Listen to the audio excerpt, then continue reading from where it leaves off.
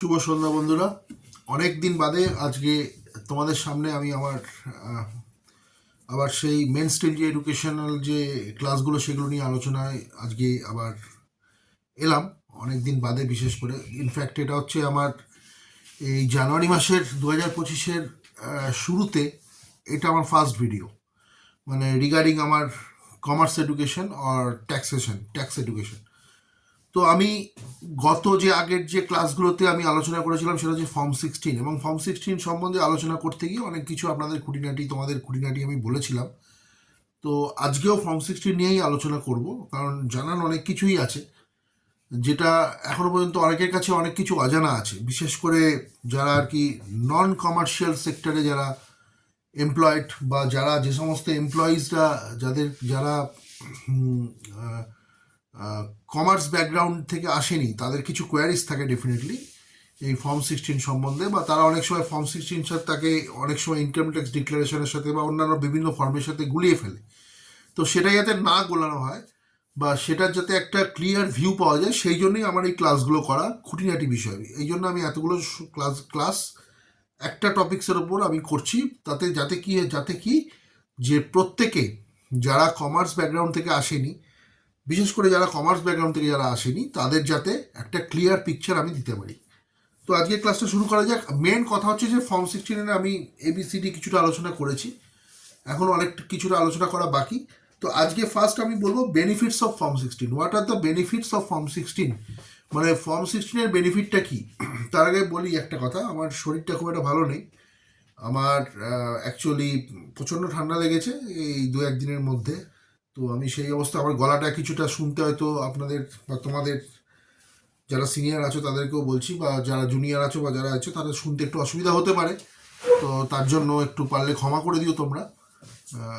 সেই অবস্থায় আমি ক্লাসগুলো করছি আর কি, যাই হোক খুবই কষ্ট করে। তো যাই হোক, যে আমি আমার টপিক্সে ফিরে আসি, সেটা হচ্ছে what are the benefits of form 16। First বেনিফিটটা কি, ফর্ম 16 যদি তোমার হাতে থাকে, তুমি যখন ফর্ম 16 নিয়ে যখন রিটার্ন সাবমিট করতে বসবে, তখন ফর্ম 16 হচ্ছে ভ্যালিড ডকুমেন্ট, যেটা একদম এসেনশিয়াল। এবং সেটা হাতে থাকলে কী হবে, তোমার যদি ইনকাম ট্যাক্সে কিছু রিফান্ড থাকে, যদি এমন যদি হয় রিফান্ড যদি কিছু পাওয়ার থাকে, মানে ধরো তোমার ইনকাম ট্যাক্স যেটা পেয়েবেল আছে, অ্যাকচুয়াল যেটা পেয়েবেল, সেটা থেকে যদি ইনকাম ট্যাক্স তোমার বেশি কেটে নেওয়া হয়, ঠিক আছে, তাহলে তোমার একটা রিফান্ড পাওয়ার কথা, মানে income tax actual deduction greater than income tax actually payable সেটা যদি হয়ে থাকে, তাহলে তুমি একটা রিফান্ড পাওয়ার জন্য এলিজিবল। সেটা ইনকাম ট্যাক্স ডিপার্টমেন্ট থেকে তোমাকে রিফান্ড দেবে আফটার, মানে রিটার্ন সাবমিট করার পরে, ঠিক আছে। তো এই রিফান্ডসটা ক্লেম করার জন্য এর যে ভ্যালিড ডকুমেন্ট সেটা হচ্ছে ফর্ম 16 কিন্তু তোমার ইনকাম ট্যাক্স কত কেটে নেওয়া হয়েছে, বেশি কেটে নেওয়া হয়েছে, যে টাকাটা বেশি কেটে নেওয়া হয়েছে বা কত টাকা কেটে নেওয়া হয়েছে, সেটা কিন্তু তোমার সেই ফর্ম 16-এর মধ্যে উল্লেখ থাকবে। সেই জন্য refunds can be claim if applicable, যদি অ্যাপ্লিকেবল হয়। এছাড়া অল ট্যাক্স সেভিংস ইনস্ট্রুমেন্ট, যেগুলো তুমি তোমার ট্যাক্স এক্সেম্প্ট করার জন্য বা ট্যাক্স এক্সেম্পটেড যেগুলো আছে, যেগুলো তুমি তোমার ট্যাক্সকে সেভ করার জন্য যে ইনস্ট্রুমেন্টসগুলো বা যে ইনভেস্টমেন্টগুলো তুমি করেছো, সেই ট্যাক্স সেভিং ইনস্ট্রুমেন্টসগুলো তুমি একটা নজরে তুমি একটা ডকুমেন্টের মধ্যে সেটা যদি পেতে চাও, সেটা হচ্ছে ফর্ম 16, যেগুলো তুমি ডিক্লেয়ার করেছো for saving your income tax. Total taxable income থেকে যেটা বাদ যাবে, সেটা বাদ দেওয়ার জন্য যে ইনভেস্টমেন্টগুলো তুমি করেছো, সেই সমস্ত ফর্মের ডিটেলসগুলো তুমি কিন্তু তোমার ফর্ম 16 থেকে কিন্তু পেতে পারো, ঠিক আছে। এটা একটা বেনিফিট হতে পারে। এবার আমি যেটা বলি, রিফান্ডের কথা যখন আসলো, তো what is actually income tax refund, সেটা নিয়ে আমি একটা নোট তৈরি করেছি। ইনকাম ট্যাক্স রিফান্ড কাকে বলে? ইনকাম ট্যাক্স রিফান্ড তাকেই বলে যেটা অ্যারাইজ করে কি, in case of mismatch between the tax amount paid and the actual tax payable amount, যেটা আমি একটু আগে বললাম।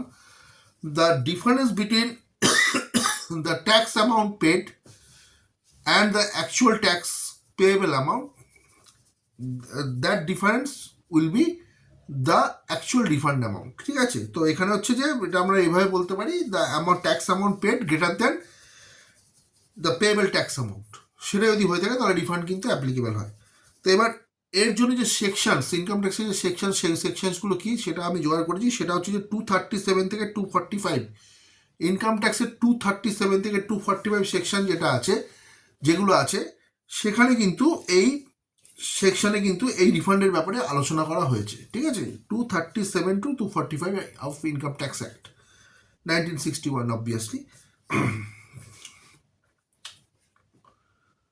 এবার যেটা তোমার income tax the easy way to file for your tax refund is two declare your investments in form 16, যেটা form 16 allow করে তোমাকে। যদি তুমি এখন যেরকম আমাদের 2020 পরে ওল্ড ট্যাক্স রেজিম আর নিউ ট্যাক্স রেজিমের একটা ডিফারেন্স এসে গেছে, আমরা ডিফাইন করে দেওয়া আছে ট্যাক্স যারা ডিক্লেয়ার করে, ইনকাম ট্যাক্স যারা ডিক্লারেশন ফর্ম জমা দেয়, কেউ ওল্ড স্কিমে যায়, কেউ নিউ স্কিমে যায়। ওল্ড স্কিমে ডিডাকশনস অ্যালাউড থাকে এবং নিউ স্কিমে কিন্তু ছাড়টা বেশি থাকে কিন্তু ডিডাকশনস অ্যালাউড থাকে না।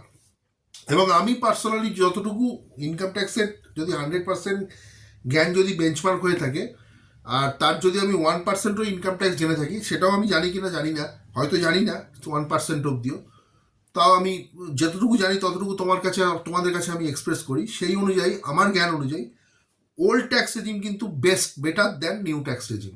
Old tax regime is better than specifically যাদের ডিডাকশনস বা যাদের হোম লোন আছে বা যাদের বিভিন্ন রকম ইনভেস্টমেন্ট করা আছে, তাদের জন্য কিন্তু ওল্ড ট্যাক্স রেজিম কিন্তু best possible option for applying, মানে for submitting deposit income tax declaration form, ঠিক আছে। এটা আমার মতো। অনেকে ম্যাক্সিমাম লোক কিন্তু নিউ ট্যাক্স রেজিমের জন্য অ্যাপ্লাই করে, কিন্তু আমার মতে ওল্ড ট্যাক্স রেজিম হচ্ছে the best option for income tax deduction, ঠিক আছে। তো এবার তুমি যদি রিফান্ডের জন্য অ্যাপ্লাই করতে চাও, ডেফিনেটলি যেটা আমি বললাম, সেখানে তোমাকে সমস্ত ট্যাক্স সেভিংস ইনস্ট্রুমেন্ট দিয়ে সেগুলো তোমার ফর্ম 16, সেগুলো তোমার ডিক্লারেশন ফর্মে তোমাকে জমা দিলে তোমার ফর্ম 16 কিন্তু সেগুলো রিফ্লেক্ট হবে এবং সেই অনুযায়ী তোমার ট্যাক্স রিফান্ড কতটা হবে বা ট্যাক্স রিফান্ড হবে কি হবে না সেটা কিন্তু তার উপর ডিপেন্ড করছে, ঠিক আছে। তো এবার আদারওয়াইজ যদি ম্যানুয়ালি বলা যায়, the form 30 for income tax refund claim submission can be submitted.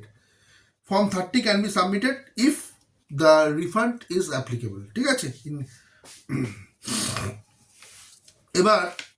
এবার যেটা আমি আলোচনায় আসবো সেটা হচ্ছে যে এবার আদার্স যে বেনিফিটগুলো ফর্ম 16-এর যে আদার্স যে বেনিফিটগুলো, সেটা হচ্ছে যে যদি কোনো এরার হয়ে থাকে তোমার ট্যাক্স ক্যালকুলেশনের ক্ষেত্রে, সেই এরারটা কিন্তু ওই ফর্ম 16 থেকে কিন্তু বোঝা যাবে। আদারওয়াইজ সেই ফর্ম 16 ছাড়া কিন্তু সেই এরারটা কিন্তু বোঝা মুশকিল হয়ে যাবে।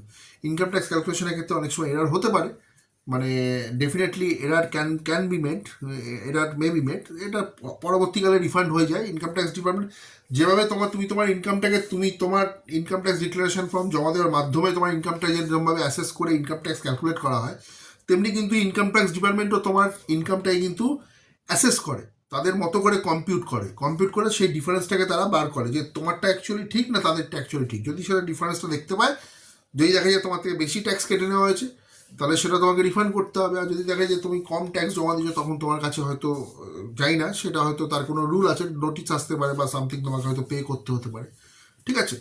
তো ইন কেস অফ আমি যেটা বললাম যে দুটো বেনিফিটের কথা বললাম, যেমন অল ট্যাক্স সেভিংস ইনস্ট্রুমেন্ট যেগুলো তুমি ডিক্লেয়ার করেছো ডিক্লারেশন ফর্মে, সেগুলো তোমার ফর্ম 16 রিফ্লেক্ট করবে অ্যাট এ গ্লান্স। তুমি তোমার সেই মানে ইনভেস্টমেন্টের ডকুমেন্টসগুলো তুমি দেখতে পাবে, মানে ইনভেস্টমেন্টের একটা ডকুমেন্টস দেখতে হবে না, ইনভেস্টমেন্টের তুমি কী কী ক্ষেত্রে ইনভেস্ট করেছো সেগুলো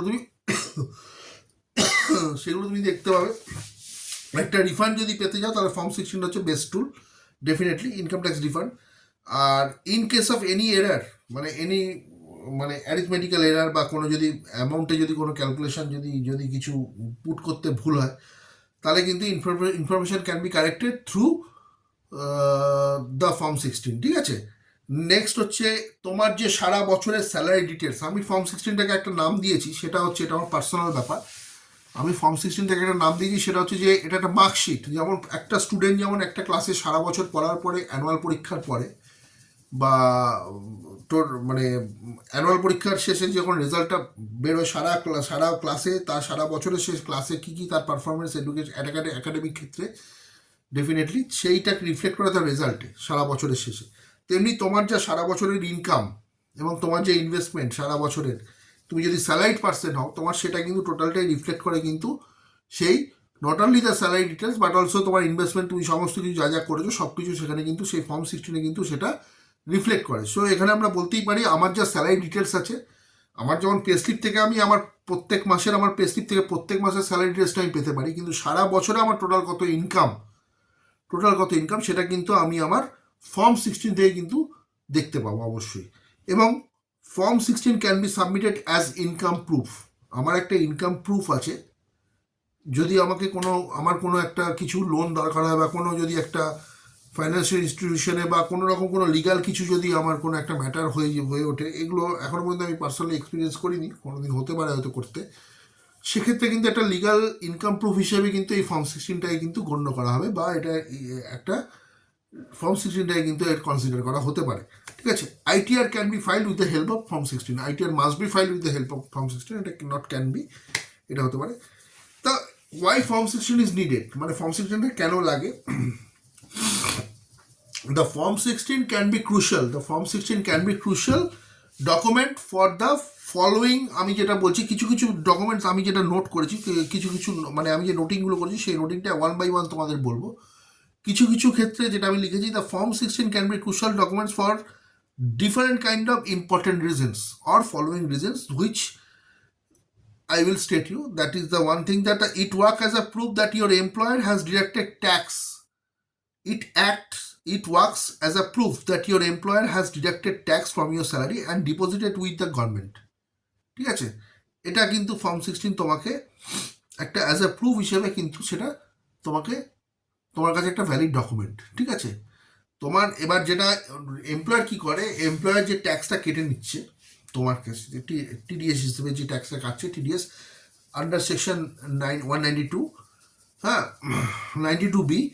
তো এখানে যে টিডিএসটা কাটা হচ্ছে সেটা কিন্তু আলটিমেটলি যখন টিডিএস আমরা নেক্সট মানে যে মাসে কাটা হচ্ছে সেই মাস তার পরের মাসের 7 তারিখের মধ্যে যখন আমরা গভর্নমেন্টকে জমা দিচ্ছি, ঠিক আছে, সেইটা জমা দিচ্ছি ঠিকঠাক কিনা বা কী ব্যাপার, বা জমা দিচ্ছি কত টাকা জমা দিচ্ছি, সেই জিনিসটা সেই টাকাটা কিন্তু টোটালটাই আমার ফর্ম 16 কিন্তু রিফ্লেক্ট করবে। ঠিক আছে, তো it works as a proof that your employer has deducted tax from your salary and deposited it with the government. Next key, it helps as the income tax returns. It helps in the income tax returns e-filing process.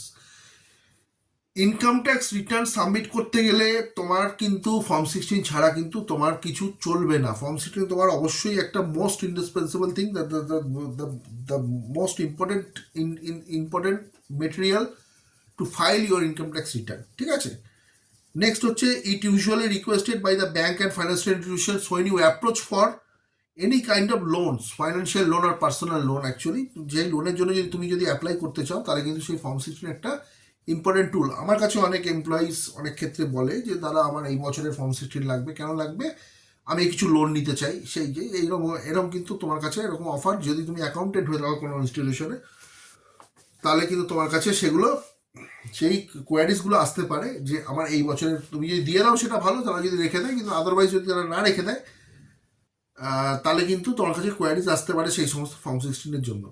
হ্যাঁ, কিন্তু আমি যেটা বলবো, অনেকে যেটা ভুল করে, form 16 পাওয়ার পরে এটা একটা গুরুত্বপূর্ণ, এটা যেহেতু এটা প্রচণ্ড গুরুত্বপূর্ণ ডকুমেন্টস, এটা একটা ইনকাম প্রুফ।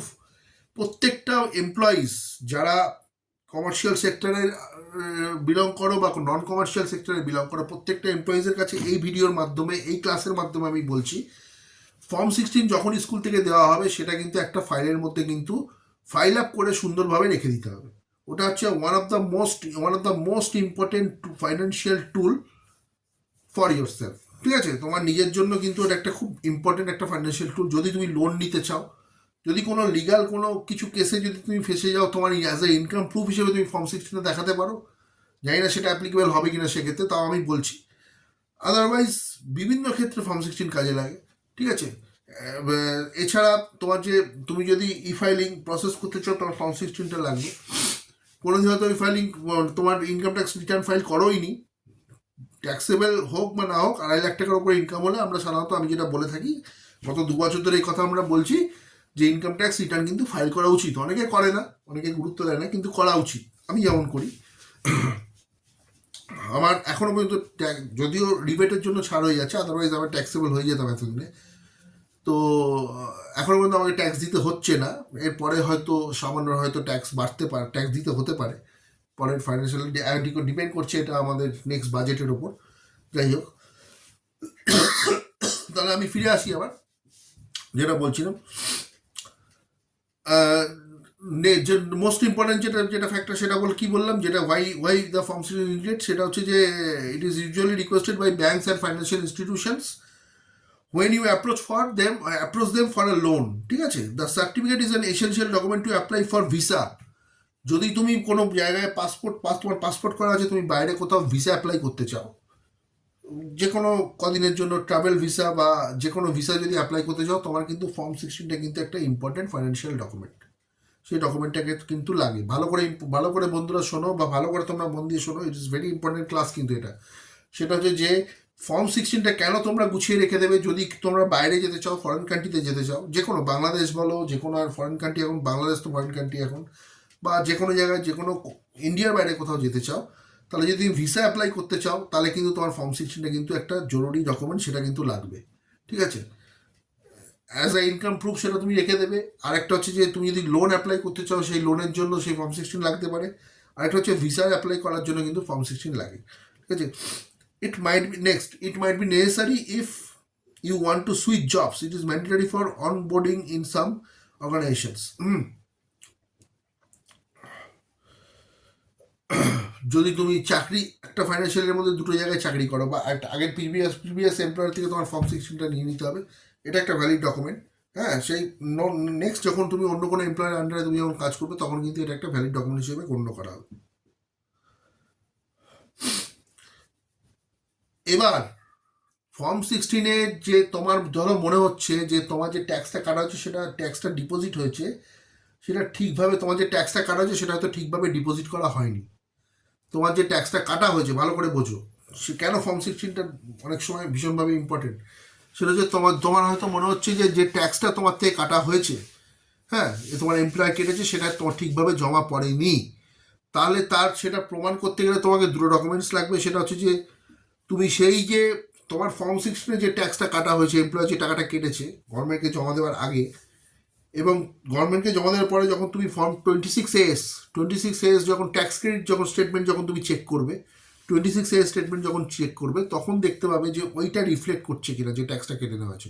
যদি রিফ্লেক্ট না করে, তখন কিন্তু তোমাকে এমপ্লয়কে ধরতে হবে যে আমার ট্যাক্স তুমি কেটেছো কিন্তু টাকাটা জমা দাওনি।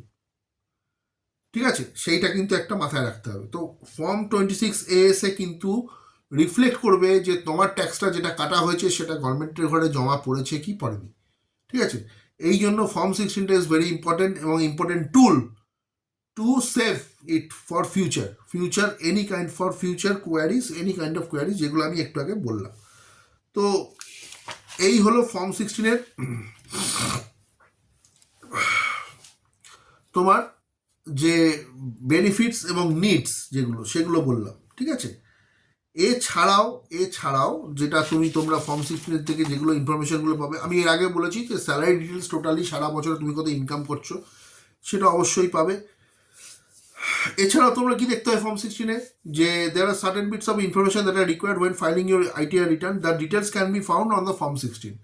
It's a very important tool. কি থাকবে? Allowances that are exempted under section 10 of Income Tax Act. This is very important section কিন্তু, হ্যাঁ, এটা নিয়ে পরে আলোচনা করব। Allowances that are exempted under section 10 of the income tax act, সেটা কী অ্যালাউন্সেস এক্সেম্পট আছে সেগুলো তোমরা ফর্ম 16-এ তোমার যদি হয়ে থাকে, তুমি যদি অ্যাপ্লিকেবল হয়ে থাকো, সেক্ষেত্রে তোমার সেখানে সেটা রিফ্লেক্ট করবে। Otherwise breakup of deductions under section 16 of income tax act, সেটাও থাকবে। Income from house property provided for TDS, income from house property provided by TDS, সেটাও মেনশন থাকবে। ইনকাম ফ্রম আদার সোর্সেস যদি থেকে থাকে, প্রোভাইডেড ফর টিডিএস, সেটা থেকে থাকবে। এছাড়া ট্যাক্সেবল স্যালারি, টোটাল তোমার ইনকাম, যেটা ইনকামের 5টা হেড, সেগুলো সবকটা কিন্তু এখানে সেগুলো থেকে থাকার কথা। ঠিক আছে? এছাড়া breakup of deductions under chapter 6A of the income tax act containing deductions under section 80C। ঠিক আছে? Section 80CC, section 80CCT subsection 1, section 80CCD subsection 1B। এছাড়া সেকশন 80CCD সাবসেকশন 2 ও section 80D, section 80E, section 80Dটা হচ্ছে mediclaim. ঠিক আছে? Section 80Cতে তোমাদের maximum আমাদের আমরা যেগুলো ধরো এই যে লাইফ ইন্স্যুরেন্স প্রিমিয়াম বা ইউলিপ বা বিভিন্ন গভর্নমেন্ট স্কিমে যেগুলো পেমেন্ট করে থাকি, বা এছাড়াও যে PF TF যে টাকাগুলো ডিডাকশনস হয়, সেগুলো সব সেকশন 80C এর মধ্যে পড়ে। এই সমস্ত ব্রেকআপ করে বিভিন্ন যে চ্যাপ্টার 6-এর আন্ডারে যে সমস্ত সেকশনসের আন্ডারে যে সমস্ত ডিডাকশনসগুলো অ্যালাওয়েবল, অবভিয়াসলি তুমি যদি ওল্ড স্কিমে যাও, এখন যে সিস্টেম করা আছে ওল্ড আর নিউ, এরপরে যে বাজেটের পরে ওল্ড আর নিউ স্কিম দুটো থাকবে কিনা বা একটাই স্কিম থাকবে কিনা সেটা আমি জানি না, সেটা হয়তো তো বাজেটের পরে সেটা ফিক্স জানা যাবে। সেটা নিয়ে তোমার পরে আরেকটা নতুন করে আমি ভিডিও ক্লাস করবো আমি ডেফিনেটলি আপডেটেড সেটা।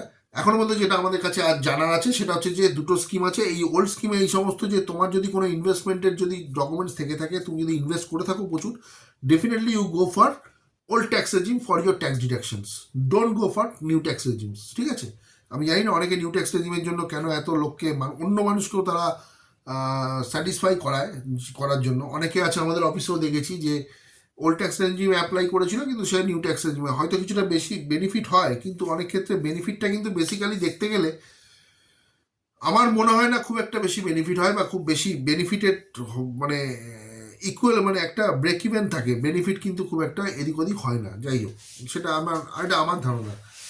যাই হোক, তো এই সমস্ত জিনিসগুলো কিন্তু তোমরা ফর্ম 16 দেখতে পাবে, বিভিন্ন সেকশনের আন্ডারে বিভিন্ন ডিডাকশন যেগুলো allowable for income tax exemption. ঠিক আছে, aggregate of deductions amount under section under chapter 6A of the Income Tax Act মানে covering the deductions under section 10A or and under section 10B, under section 10C, under section 10D, section 10E, section 10F, section 10G, section 10H, section 10I, section 10J, section 10L of Income Tax Act, refund due on net tax payable, তারপরে কিন্তু সেটা থাকে। এছাড়া একটা important কিন্তু যেহেতু এই form 16 একটা খুব ইম্পর্টেন্ট ডকুমেন্ট, যেটা এমপ্লয়ার মানে যে তোমাকে ফর্ম 16 দিচ্ছে সেই এমপ্লয়ারে কিন্তু রেজিস্টার হতে হবে। সে রেজিস্টার হতে গেলে তার ডেফিনেটলি তার ডকুমেন্ট, তার কিছু আইডেন্টিটি বা কেওয়াইসি ডিটেলস কিন্তু সেই ফর্ম 16 দেওয়া থাকবে। এখানে তুমি তোমার এমপ্লয়ার ডিটেলসও পেয়ে যেতে পারো।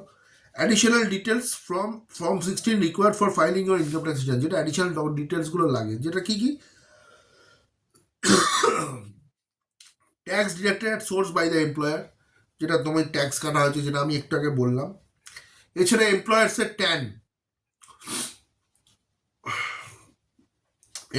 ট্যান নাম্বার তুমি ওখান থেকে পাবে ফর্ম 16 থেকে।